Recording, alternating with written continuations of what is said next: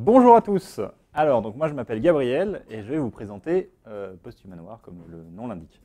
Donc en gros, ça ne va pas du tout être moi qui parle pendant 2 heures. Hein. Je vais tenter de synthétiser un peu une présentation de l'historique du jeu et des mécaniques en une petite demi-heure.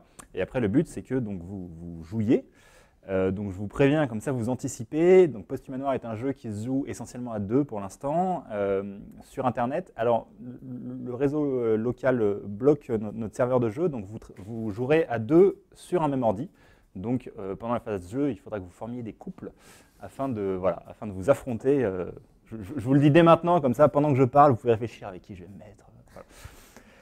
Donc, Posthumanoir, alors ce que je vais vous faire, c'est une sorte d'historique, hein, comme ça. Bon, alors il y en a peut-être parmi vous qui ont déjà créé des jeux et qui savent comment ça marche, mais ça vous donnera un peu une idée de la forme que peut prendre un projet comme le nôtre, qui est à mi-chemin entre plein de trucs, puisque c'est un projet sur lequel la plupart des gens ont travaillé sans être payés. C'est un projet pour lequel au début nous n'avons pas de studio, puis nous en avons créé un. Donc voilà, c'est vraiment une sorte de transition entre la sortie de l'école, les premières expériences professionnelles et le monde de l'entreprise du jeu vidéo. Alors, donc Posthumanoir est un jeu de stratégie, et ça c'est important, puisque à la jeunesse du projet, l'ambition c'était de créer un jeu de stratégie pure. En fait, moi je suis un gros joueur de jeux de stratégie, et comme je suis aussi un gros rageux, à chaque fois que je perdais dans un autre jeu de stratégie, je disais oui mais c'est la faute au hasard, oui mais il a payé, oui mais il a joué 100 000 heures, etc. Et je voulais créer un jeu pour lequel le perdant ne puisse jamais utiliser ce genre d'argument. Donc voilà, un jeu de stratégie pure. À la base, j'ai d'abord pensé ce jeu comme je ne me suis pas présenté sur le projet, mais donc je suis chef de projet et programmeur. C'est quand même important de le savoir. J'ai pensé d'abord ça comme un jeu de stratégie plateau. Donc j'ai écrit il y a très très longtemps, enfin j'étais au collège, les règles d'un jeu de stratégie plateau qui en fait ressemble à ça maintenant. Et puis, au fur et à mesure des années, donc évidemment, jeu de stratégie plateau, mais juste entre moi et 2 copains, quoi. L'idée d'en faire un jeu vidéo, c'est monté. Et il y a quelques années, quand ça a été l'occasion, je suis passé à l'action. Donc, comment ça marche ? Pour Posthumanoir, j'ai commencé à faire un premier prototype tout seul. C'est vraiment, mon idée c'était, avant même de commencer à réunir une équipe, parce que donc moi, il y a plein de trucs que je ne sais pas faire, mais il faut que je sois sûr que l'idée est viable, que moi-même en tant que programmeur, j'ai quand même les compétences nécessaires, que ça puisse tourner. Donc j'ai fait pendant quelques mois, j'ai fait un tout petit proto tout seul du jeu, qui ressemblait, ça a marché, voilà, à ça. Là-dedans, il y a tout Posthumanoir. Tout ce que vous allez voir après n'est que rajout presque inutile. Voilà, c'est la base, quoi. Voilà, donc une fois que je me suis aperçu que ça tournait, on a pu lancer vraiment les choses. Et donc, en parallèle, j'ai continué à me former, moi, technologiquement parlant. Et surtout, j'ai commencé à réunir une équipe. Du coup, donc, au début, on était 3. Donc moi-même ici présent, Anthony ici présent aussi, qui est donc le game designer du projet et qui a aussi été animateur. Enfin, dans une petite équipe, chaque personne a plein de postes différents, évidemment. Et voilà, exactement. Et donc Gwenel Manac, qui est notre directeur artistique et qui n'est pas là aujourd'hui. Donc qui sont 2 personnes, je pense que c'est important, que je connaissais déjà et avec qui j'avais déjà travaillé sur d'autres projets, plutôt des courts-métrages. Mais voilà, quand on monte un projet pour lequel on n'a pas de financement, s'entourer quelque chose d'assez compliqué. Et il y a toujours un curseur à placer entre les personnes qu'on connaît, mais parfois trop bien, du coup c'est quand même plus des potes que des collègues, les personnes qu'on ne connaît pas du tout, donc ils ont un savoir-faire assez externe et ils sont là pour le projet, mais en même temps on ne s'entend pas. Donc bref, il faut vraiment raisonner comme ça. Et pour mes premières troupes, donc j'ai quand même choisi des gens que je connaissais, comme ça je savais qu'ils allaient me suivre là-dedans. Donc à 3, on a commencé d'abord à dessiner les grandes lignes du projet et l'univers, et on a assez rapidement été rejoint donc, par 2 autres personnes. Pierre, ici présent, qui fait le graphisme d'interface, entre autres, et donc Lucie, qui s'occupe de toute la partie sonore, c'est-à-dire à la fois musique, sound design, bruitage, voix, etc. À nous 5, voilà, on a été le cœur qui avons travaillé au début. Après je vais expliquer, on était rejoints, mais au début, nous étions 5. On a commencé à développer l'univers, imaginer l'histoire, etc. Donc voilà, au fur et à mesure, je vous montre des visuels. Donc ça, par exemple, c'est un des premiers visuels qui a été produit. Donc c'est une décharge du futur, puisque donc, le jeu se passe en l'an 3000 et des poussières. l'humanité a disparu en laissant derrière elle des décharges dégoûtantes et des cités immaculées. Voilà. Donc ça, c'est les premiers dessins qui sont apparus afin de décrire un peu l'univers. On se tape aussi des grosses séances de brainstorming afin de commencer à imaginer chacune des unités du jeu, puisque donc jeu de stratégie, chaque joueur compose des armées, et pour avoir des armées, il faut des unités. On a 3 camps jouables, chaque camp a 12 unités, ce qui fait 36 unités qu'on a dû imaginer, donc à la fois d'un point de vue graphique, leur histoire, leurs caractéristiques, qu'est-ce qu'elles apportent dans une armée, etc. Donc grosse séance de brainstorming, on invente plein de trucs qui partent dans tous les sens, etc. Donc voilà, je vous en montre 3. Comme ça, je vous présente les factions en même temps. Donc, ceci est un bipolaire de la faction des vracs. Les vracs sont des animaux mutants qui sont contrôlés par des parasites que vous voyez ici, qui s'appellent les strontes. Et leur but est de raser toute trace de l'humanité sur Terre. Donc, ils veulent raser les villes, etc. C'est des unités qui sont rapides et féroces. Donc voilà, cette unité est une référence à Yeti Sport, puisque l'ours balance le pingouin, lui met un coup de batte dans les fesses, et le pingouin file sur l'ennemi et va l'éclater avec son os frontal surdimensionné. Ici, nous avons Mario pour les Airpatch. Les Airpatch sont des robots ménagers reconvertis dans le combat, que les humains ont laissés derrière eux dans leur cité désertée, et qui se chargent de protéger le patrimoine humain et de s'assurer qu'il n'y ait pas des bêtes pleines de poils qui rentrent dans les cités. Donc voilà, eux, ils veulent que tout reste beau, que tout reste propre. À la base, leur fonction était donc d'entretenir les villes, mais quand par exemple des vracs ont voulu s'y investir, ils se sont mis à combattre. Donc ça, à la base, c'était un robot cuisinier qui maintenant cuisine ses ennemis avec ses hachoirs. Et enfin, dernière faction, ceci est un fakir toupir des anthropistes. Les anthropistes sont une autre faction d'animaux contrôlés par des strontes, sauf que ceux-là, ils sont plus petits, et qui donc contrôlent essentiellement des singes. En gros, eux, leur but est de remplacer l'humanité, c'est-à-dire qu'ils ne veulent ni la détruire, ni conserver les vestiges, mais bien investir les cités, les réaménager. Ils se considèrent comme la dernière espèce organique intelligente, et pour eux, c'est un peu les descendants légitimes des humains. Donc voilà, c'est essentiellement des singes qui s'habillent tant bien que mal, et leur avantage stratégique est la portée. Je ne l'ai pas dit pour les Airpatch, mais c'était la force et la défense. Donc voilà, avec ce cœur d'équipe de 5 personnes, on travaille pendant pas mal de temps sans voir la lumière du jour sur le jeu. On développe, on développe, on développe. Et c'est seulement au bout d'un certain temps, quand on commence déjà à sentir que ça ressemble à quelque chose, qu'on a de quoi montrer, et qu'en plus, on prévoit que dans le futur, on aura des fonds, on lance un crowdfunding sur Ulule, ce qui va nous permettre d'une part d'avoir un peu d'argent, même si ça ne finance pas le jeu, mais ça permettra ensuite de payer les frais notamment de la création de la boîte, mais surtout de commencer à développer la com, parce que jusqu'à maintenant, nos potes savaient qu'on travaillait sur un jeu, mais personne ne voyait à quoi ça ressemble. Donc on commence notre stratégie de com, création d'un site vitrine, création d'une page Facebook, création d'un compte Twitter, etc. Et surtout, début de la création d'une vraie communauté qu'on ne va pas lâcher, même si de temps en temps le temps s'étire et il nous demande quand est-ce que ça sort. Mais voilà, la communauté des joueurs, c'est quelque chose d'extrêmement précieux, puisque c'est notre soutien à la fois moral, c'est nos premiers joueurs, c'est les personnes qui nous font monter des bugs. Voilà, c'est des personnes à qui on doit beaucoup, et on essaie d'être dans une sorte d'échange. On leur fournit des morceaux de jeu et ils nous fournissent des retours en échange. Et à peu près à la même période, on commence aussi à agrandir l'équipe, puisque voilà, on a travaillé dans le noir à 5. Maintenant qu'on s'ouvre à la lumière, on peut commencer à recruter des gens plus larges, soit pour nous aider sur certains aspects du jeu qui prennent du temps, par exemple l'animation ou les décors, ou alors pour tout ce qui est autour du jeu. Alors le plus important étant le site internet, qui est le véritable support du jeu, puisque je ne l'ai pas dit au début, mais c'est un jeu sur navigateur. Donc voilà, c'est Internet, un site très important à faire, ou alors des aspects vraiment annexes comme les questions juridiques, les questions de droit d'auteur, les questions de traduction, les questions de communication. Voilà, commencer vraiment à avoir des personnes dans toutes les sphères du projet pour pouvoir avancer. Ça rend évidemment les choses un peu plus compliquées, puisque au début on était 5, maintenant on est 13, 14, suivant les allées et venues. Mais ça crée aussi une dynamique, on commence à avoir des organigrammes d'équipe, à faire des réunions à plein et à s'amuser tous ensemble, et c'est cool. Alors, par exemple, voilà, là on a un morceau de l'équipe. Voilà, c'est les gens qui étaient sur la photo ce jour-là, hein, il en manque plein, mais voilà.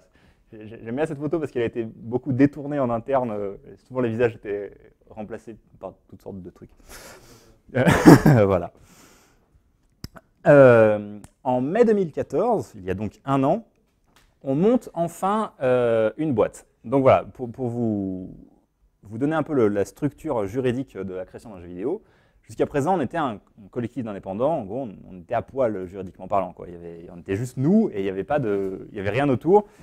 Et si un jour on veut gagner notre vie avec Posthumanoir, bah, il faut avoir une structure juridique qui puisse encaisser les paiements. Et de toute façon, le jeu vidéo étant une industrie, il y a un moment où, pour être crédible auprès du reste de l'industrie, il faut avoir une boîte. Donc, moi, je me tape des réunions à la chambre de commerce sans plus finir. On apprend un peu comment ça marche, et voilà, donc on finit par monter une boîte qui au début est juste une structure juridique vide, hein, mais qui nous permet d'avoir un compte en banque, tout un tas de numéros, SIRET, SIREN, tout ce que vous voulez, et donc de participer à certains événements et d'être plus crédible. Alors, avec le recul, comme ça pourra peut-être servir, on a probablement fait cette démarche trop tôt. C'est-à-dire qu'on a créé la boîte il y a un an, et là, la version finale du jeu n'est pas encore sortie. Ce qui veut dire que pendant un an, on s'est trimballé cette structure. C'est pas très grave, mais il y a quand même des frais bancaires à payer pendant tout le long. Il y a des petits ceci, des petits cela. Ça peut influer. Moi, en tant que chef d'entreprise, mon statut a changé, ce qui m'a fait baisser certaines allocs. Enfin, voilà, c'est des choses à prendre en compte. Et s'il y en a parmi vous qui veulent faire la même chose, réfléchissez bien au moment propice pour créer la boîte. Et puis on continue à travailler comme des fourmis afin de sortir une version alpha qui sera enfin jouée par d'autres personnes que nous. Et donc, est-ce que ça marche? Non, toujours pas. Non, si, ça revient. Voilà. Le 11 novembre 2014, nous sortons donc la version alpha de Posthumanoir. En gros, qui va nous permettre enfin, on avait déjà fait des playtests avec une ou deux personnes, mais là, ça va permettre qu'un vrai panel de joueurs sélectionnés, donc nos testeurs, puissent tester le jeu un peu en continu et nous faire des retours dessus. Et c'est vachement bien, parce que on a d'abord une pléthore d'encouragements et de retours positifs qui boostent le moral, et puis après, on a une grosse remontée de bugs et de problèmes techniques, ou d'ergonomie, etc., qui nous permettent d'améliorer beaucoup le jeu. Alors, les premières semaines, pour moi, c'est un calvaire, parce que c'est une chasse aux bugs permanente, le jeu crash chez tout le monde, enfin voilà.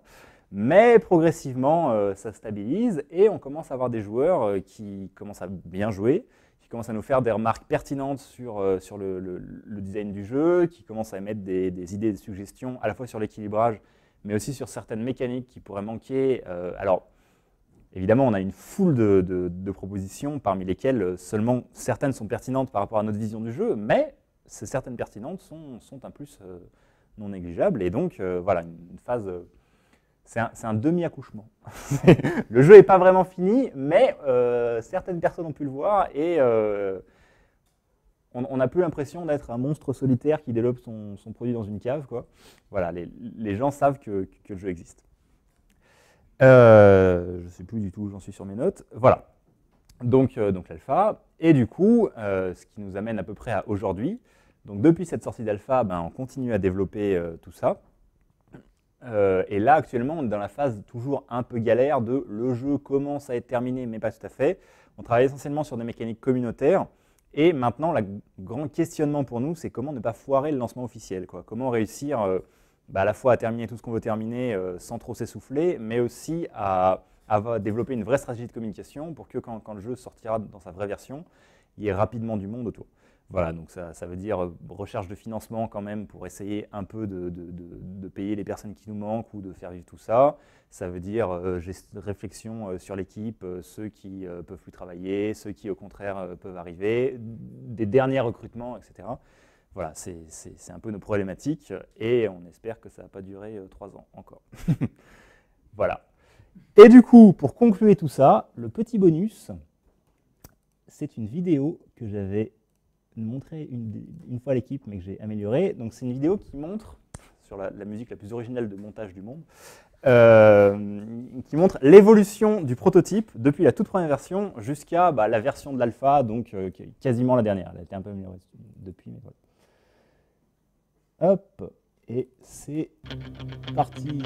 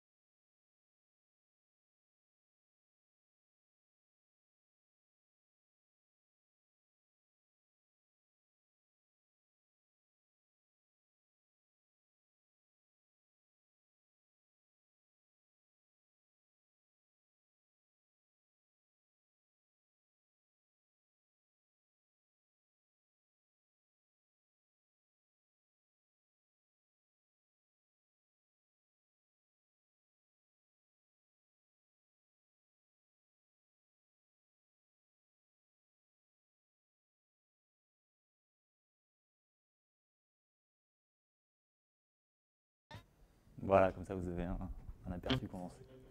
Merde. Et c'est reparti. Hop. Voilà, donc c'est grosso modo la fin de cette présentation très théorique. Si ce n'est que maintenant, je vais quand même vous apprendre à jouer en 3 mots. Alors, on va commencer à pouvoir former un peu les couples. Je ne sais pas qui a un ordi, qui n'a pas d'ordi, qui squatte. Bonjour. Il y a des ordis ici, nous on a des ordis. Faites des choses entre vous pour vous... pour... Oui, oui, bien sûr, pardon. Ouais. Qui a des questions sur la phase dont je viens de parler, et après je vous apprends à jouer aussi. Ouais. Donc les éléments rageux, tu as pu complètement les supprimer. J'ai l'impression qu'il n'y a pas beaucoup d'aléatoires en fait.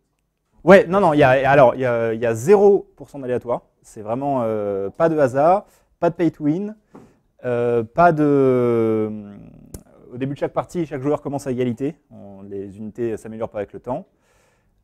Et c'est un jeu en tour par tour, donc pas d'agilité et de vitesse de clic là-dessus. Voilà, moi, c'était mon cahier des charges. Il n'y a aussi pas de puissance relative à l'ancienneté non plus. Techniquement, théoriquement, un joueur qui commence à jouer a exactement les mêmes caractéristiques et joue avec les mêmes unités que quelqu'un qui joue depuis 10 ans. D'accord, il n'y a pas de Ouais, c'est ça. La progression se fait plus sur un plan cosmétique. Ouais, voilà, on développe. Quelqu'un qui joue depuis longtemps aura par exemple des titres pour se distinguer, des avatars, des portraits de joueurs que le nouveau n'aura pas. Voilà, ça se fait plutôt avec cette formule-ci. C'est un des éléments de partialité assez important aussi, qui fait que je peux pas rager parce que ouais, moi je suis un noob, lui. Tu peux toujours rager. Par contre, telle équipe, elle est OP. J'arrive pas avec la manette. Ah non, mais il est pas jouable à la manette, c'est juste pour avoir le. Non. On pourrait. Juste pour donner un élément de rage. Ouais. Si ce n'est pas en pay to win, pardon, en free to play, sur le modèle économique du jeu. Alors si, c'est pas un pay to win, mais c'est un free to play. Est-ce que tu peux répéter les questions? Ah pardon, ouais. Alors, donc en fait, le jeu sera un free to play, et donc c'est justement le modèle économique du jeu. En gros, c'est qu'on vend essentiellement des produits cosmétiques, nouveaux skins pour les unités, nouveaux avatars, nouveaux trucs, etc. Des systèmes d'interaction entre joueurs. Donc là, vous n'avez pas eu le temps de le voir, mais les joueurs peuvent s'échanger des pourparlers, c'est des animations et des phrases préenregistrées que le joueur pourra acheter. Des fonctionnalités qui améliorent son expérience de jeu, comme la possibilité de jouer plusieurs factions sur un même compte, alors que normalement il doit se spécialiser dans une faction. Et ouais.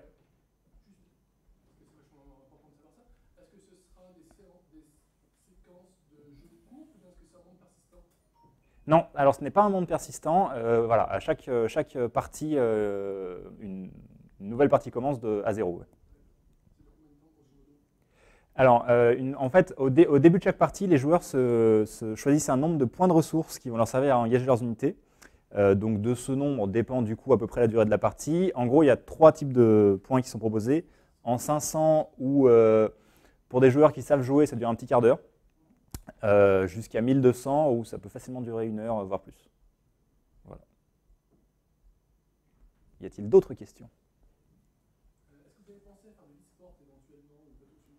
Oui, alors en fait, donc on a pensé à faire de l'e-sport, mais ça va venir.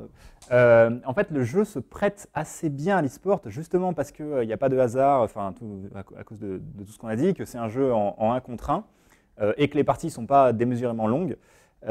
Du coup, même si pour l'instant, il n'y a pas encore de cadre préétabli, on va essayer de développer ça à fond. Et d'ailleurs, je ne l'ai pas évoqué tout à l'heure, mais la dernière partie du modèle économique sera très probablement des séries de tournois pour lesquels là, l'inscription sera payante. Mais en contrepartie, le gagnant gagnera des choses de fou. Voilà. Ouais. Exactement. Non, justement. Des choses encore plus de fou. Ouais. Ouais. Non, non, mais vas-y. Mais en gros, au niveau organisationnel, vous travaillez tous en télétravail, vous avez des bureaux en commun, comment vous faites? Alors, d'un point de vue organisationnel, ça a dépendu. Au début, il y a une époque où on était. Donc, moi, je suis grenoblois, hein, et une bonne partie de l'équipe est grenobloise. il y a un temps où on était quasiment tous à Grenoble, donc on pouvait bosser tous ensemble. En fait, une grosse partie de développeurs était dans une coloc assez grande, donc il y avait une pièce qui était réservée, c'était notre bureau, quoi. Et après, suivant les nouveaux recrutements, les aléas de chacun, etc., maintenant on est plus dispatchés, donc il y a beaucoup de télétravail et on essaye de se faire des sessions de travail en groupe quand même. Là, on a une première session de travail en groupe à Paris ce week-end, parce que d'habitude on rapatrie tout le monde à Grenoble. Et maintenant qu'il y a plein de gens à Paris, c'est moi qui viens et qui, voilà, qui les fait travailler à Paris. Ouais. Je sais que c'est pas facile à mesurer, surtout si on n'y pense pas, mais par rapport au conseil des joueurs, quel pourcentage à peu près était utile? Quel pourcentage des retours des joueurs ont été utiles? Non, pas, non, 5 à 10%, je sais pas, un truc comme ça. Oui. En fait, ce qui se passait, c'est que. Je sais pas si tu m'as entendu la question. Tiens, pas dans mon micro. Quel pourcentage des joueurs étaient utiles? C'est sûr que je peux. En fait, donc l'utilité, ça se mesure, tu vois, à la limite. T'avais carrément les joueurs qui disaient ouais, on pourrait faire ça et mettre des licornes et enfin, on a sûrement eu ça, mais et ça, voilà, ça on écarte. Mais vu qu'il n'y a pas eu tant de joueurs qui quoi, t'avais proposé des licornes, c'est ça? Désolé, c'était pas contre toi. Mais maintenant, après, le conseil d'un joueur, ça peut venir effectivement plus d'un petit input sur une feature, sur une mécanique. Tu sais, ce serait peut-être plus intéressant que telle mécanique puisse faire ça plutôt que juste ça. Par exemple, en proposer un petit peu plus. Ou alors, il y a eu beaucoup aussi de retours sur l'équilibrage des unités. Énormément, ça. Et alors, autant... Généralement, sur ce qui est de la mécanique qui part de rien du tout, la licorne, généralement, oui, c'est rare il y a peut-être eu un ou deux exemples, mais c'est très orientant. Oui, c'est l'habitude. Ouais,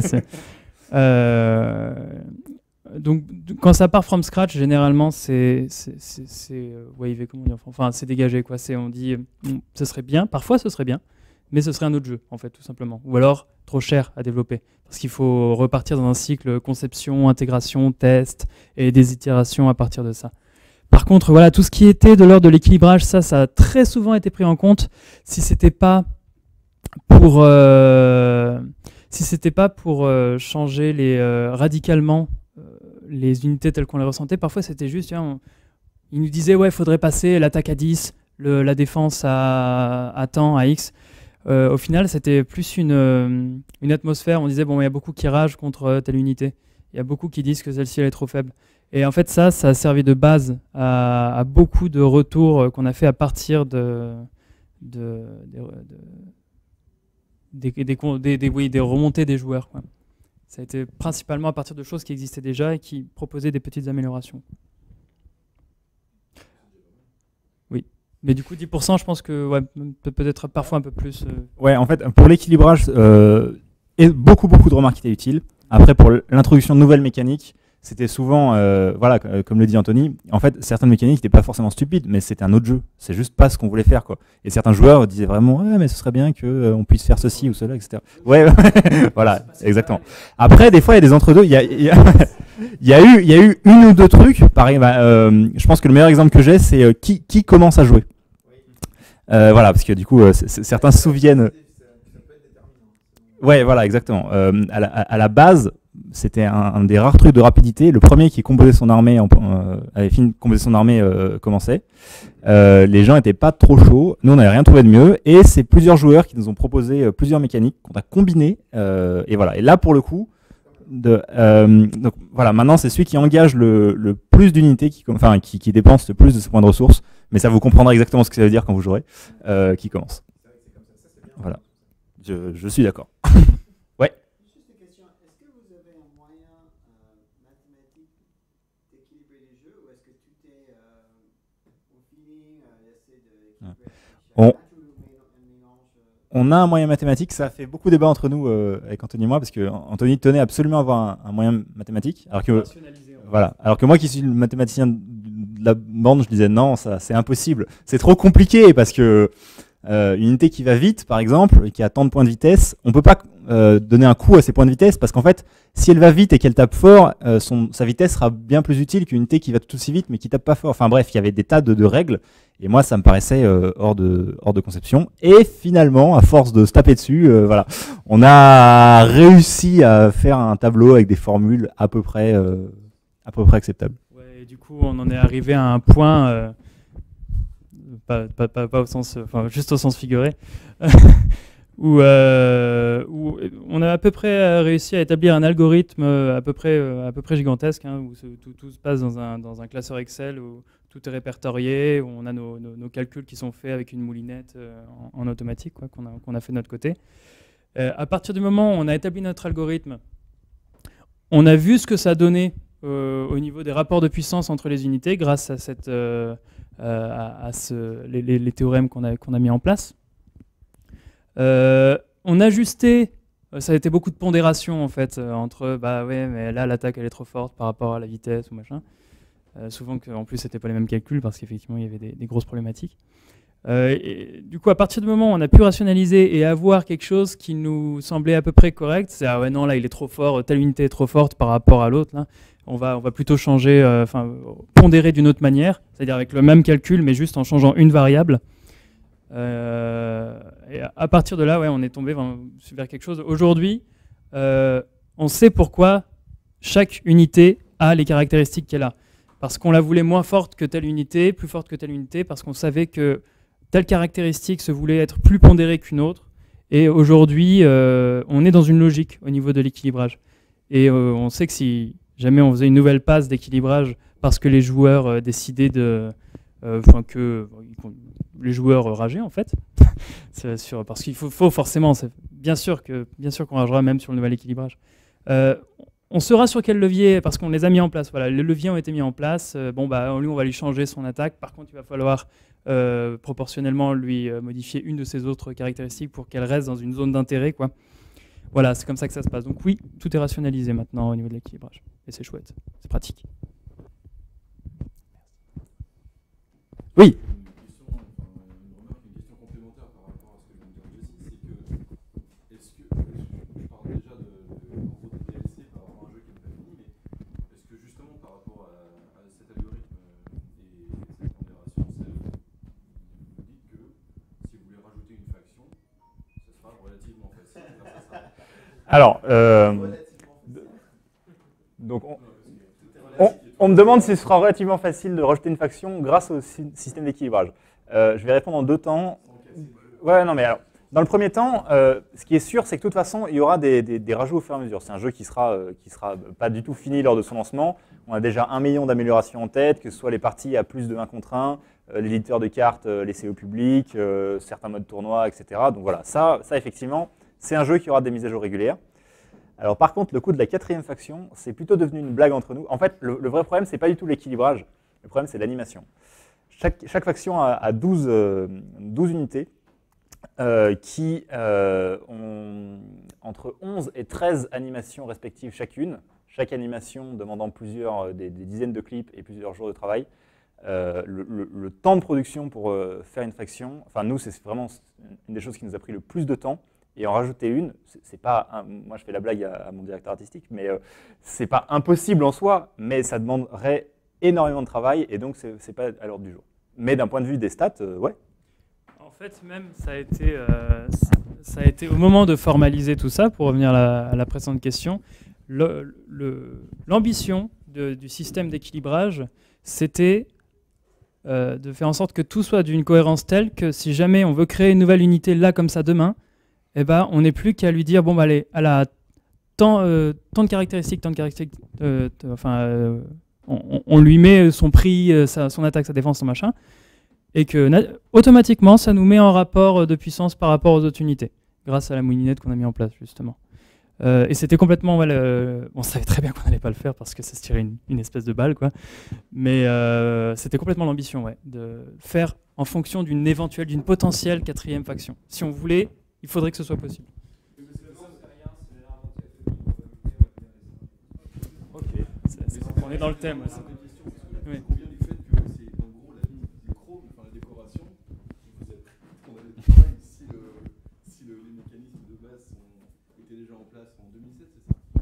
Non, oui, enfin oui, l'imagination des règles effectivement date de 2002, mais il y a eu quand même beaucoup de temps avant. Core gameplay était là en fait Ouais. en 2000, mais après on a rajouté beaucoup de trucs. Y a-t-il d'autres questions? Ouais. Oui, ça fait partie des carrément. En fait, normalement, ce sera même pas trop compliqué. On a vraiment pensé, pas au tout début, mais à partir du milieu du développement. Moi, dans la programmation, mais même dans la conception des interfaces, on a prévu pour que ce soit pas trop compliqué de rajouter une carte. Donc voilà, un peu de modification serveur. Faudra penser des nouvelles cartes pour ça. Mais carrément, ouais. Bon, après, du coup, là, pour le coup, il y aura toujours des rageux pour dire ils étaient deux contre moi. Mais en tout cas, c'est quelque chose qui nous tient à cœur et ce sera probablement l'une des premières mises à jour une fois que la première version du jeu sera vraiment terminée. L'une des premières mises à jour sera ça. Enfin, à 3 ou 4 ou 5 ou peut-être pas 18, mais certainement. Ouais, carrément. Merci. Du coup, ce que je vous propose, c'est que je vais vous expliquer comment vous connecter